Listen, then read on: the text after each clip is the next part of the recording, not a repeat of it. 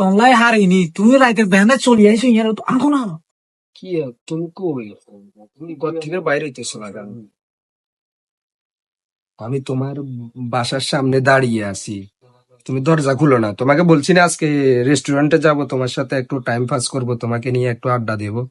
আবার আমি মোটরসাইকেলে করে তোমাকে নামাই দিব ঘরের সামনে। আমার শাশুড়ি এখনো ঘুমাই নাই, স্বামীর সাথে কথা বলা শেষ হয়েছে।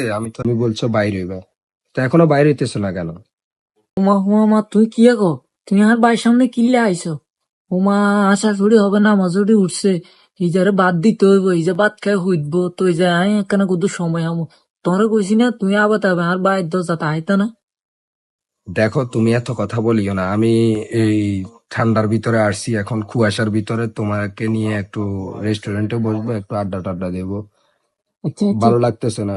আচ্ছা তুই খারাও তাহলে আয় আর শাশুড়ি চাই এক ব্যবস্থা করি আয়